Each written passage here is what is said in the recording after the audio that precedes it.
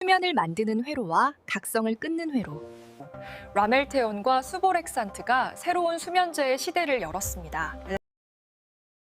오늘의 에피소드는 제4세대 수면제 멜라토닌과 오렉신을 겨냥한 이야기입니다. 이 약물들은 단순히 잠을 재우는 진정제가 아니라 인간 생체 시계와 각성 회로를 직접 설계한 혁신이었습니다. 기존 수면제들은 모두 의존성과 수면의 질 저하라는 공통적인 한계를 남겼습니다. 하지만 1980년대 이후 생체 시계 연구가 발전하며 멜라토닌의 역할이 규명되었고, 이어 1998년에는 오렉신 신경계가 각성 회로의 핵심이라는 사실이 밝혀졌습니다. 이 두 발견이 맞물리면서 마침내 제4세대 수면제의 시대가 열리게 된 것입니다. 멜라토닌은 뇌 속에서 밤이 왔다라는 신호를 전달하는 호르몬입니다. 이 신호는 시상 하부에 위치한 시교차 상핵에 작용해 수면과 각성의 주기를 동기화하는 핵심 역할을 합니다. 시교차 상핵은 시신경교차 바로 위에 자리한 작은 신경세포 집단으로 인체의 생체 시계를 조절하는 마스터 시계라고 불립니다. 연구자들은 바로 이 점에 주목하였습니다. 멜라토닌 신호를 인위적으로 강화한다면 흔들린 생체 리듬을 바로잡고 불면증 역시 개선할 수 있을 것이라고 본 것이죠. 멜라토닌 수용체는 두 가지 서브 타입이 있습니다. MT1 수용체는 수면 개시, 즉 잠이 드는 과정에 관여하고, MT2 수용체는 생체 시계의 조율을 담당합니다. 이 두 수용체를 동시에 조절할 수 있는 약물이 바로 라멜테온입니다. 라멜테온은 2005년 미국 FDA에서 최초로 승인되었고, 특히 갸바 경로를 억제하는 졸피뎀과는 달리 라멜테온은 생체 시계 자체를 조절하기 때문에 중추 억제, 기억장애, 그리고 의존성 문제에서 훨씬 자유롭습니다. 그래서 등장 당시에는 안전한 수면제라는 새로운 이미지를 얻을 수 있었습니다. 안전성과 더불어 라멜테온은 임상시험에서도 뚜렷한 수면 효과를 입증하였습니다. 그러나 라멜테온은 잠드는 시간을 줄여주었지만 한번 잠든 뒤 수면을 오래 유지시키는 데는 한계가 있었습니다. 그래서 환자들 사이에서는 효과가 약하다는 평가가 뒤따랐고, 결국 다시 강력한 효과를 보이는 졸피뎀으로 돌아가는 경우가 많았습니다. 다시 말해서 안전성만으로는 부족했고 현실은 효과를 우선시했던 것입니다. 이와 같이 효과는 제한적이지만 안전하다는 이유로 라멜테온은 주로 고령자나 의존 위험이 큰 환자군에 한정해 사용되고 있으며, 전 세계 수면제 시장 점유율은 1%에도 미치지 못합니다. 사실 라멜테온은 상업적으로는 실패작이었습니다.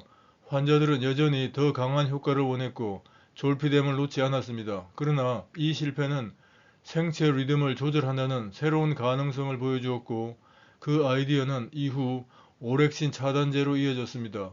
다시 말해서 라멜테온은 패배한 신약이 아니라 다음 혁신의 징검다리였던 것입니다. 제4세대 수면제의 또 다른 표적이 되는 오렉신은 시상 하부에서 분비되는 신경펩타이드로 오렉신 수용체를 활성화함으로써 뇌 전체의 각성 네트워크를 자극해 깨어있음과 집중을 유지하게 합니다. 이 신호가 부족하면 기면증 같은 질환이 나타나며, 실제로 기면증의 주요 원인은 오렉신 결핍입니다. 이러한 오렉신 신호가 차단되면 각성 신호가 억제되고, 그 결과 자연스러운 수면 회로, 즉 갸바성 억제 회로가 우세해져 잠들기 쉬워지고 수면이 유지되는 것입니다.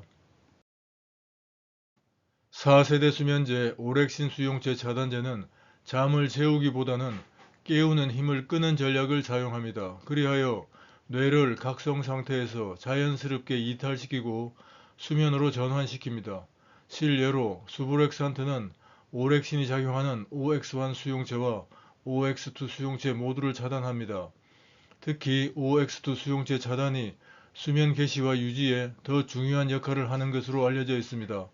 2014년 수보렉산트가 최초의 오렉신 수용체 차단제로 승인되었고, 이어서 렘보렉산트와 다리도렉산트가 등장하면서 오렉신 차단제 계열이 확장되었습니다. 실제 임상시험에서도 수보렉산트는 분명히 효과를 보였습니다. 잠드는 시간을 줄여주었고 수면의 지속시간도 개선되었습니다. 하지만 그 폭은 평균 10 내지 20분 정도로 환자들이 체감하기에는 다소 아쉬웠습니다.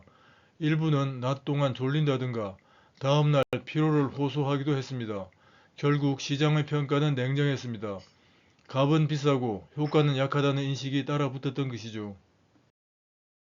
수보렉산트는 최초의 오렉신 수용체 차단제라는 이름은 얻었지만 매출은 졸피뎀의 50분의 1에도 미치지 못했습니다. 하지만 오남용 위험이 낮아 고령자나 만성 불면 환자에게는 여전히 의미 있는 선택지로 남아 있습니다. 하지만 이러한 4세대 수면제는 분명한 장점이 있습니다. 이들은 기존 수면제보다 의존성이 낮고 수면 구조를 크게 교란하지 않았습니다. 특히 고령자에서 낙상 위험을 줄이고 생체 리듬에 맞춘 수면이 가능하다는 점에서 수면제의 패러다임 전환을 보여주는 약물인 것입니다. 4세대 수면제를 좀 더 구체적으로 평가하자면 멜라토닌 수용체 작용제는 효과가 온화해 주로 인면장애 환자에서 사용되었고 가격이 상대적으로 낮고 오남용과 의존성 위험이 거의 없으며 장기 안전성이 잘 확립된 편입니다. 그러나 오렉신 차단제는 보다 효과적이지만 약가 부담이 크다는 제약이 있습니다. 또한 일부 환자에서 주간 졸림과 같은 부작용이 보고되었고 장기 안전성은 더 많은 연구가 필요한 실정입니다. 마무리합니다. 향후 새로운 수면제의 탐색은 더 강한 진정제를 찾는 과정이 아니라 수면과 각성회로 자체를 조율하는 방향으로 설계될 것입니다. 4세대 약물은 바로 이러한 수면제 패러다임 전환의 출발점이자 상징인 것입니다. 지금까지 함께 해주셔서 감사합니다. 다음 에피소드에서는 각성제 이야기로 다시 뵙겠습니다.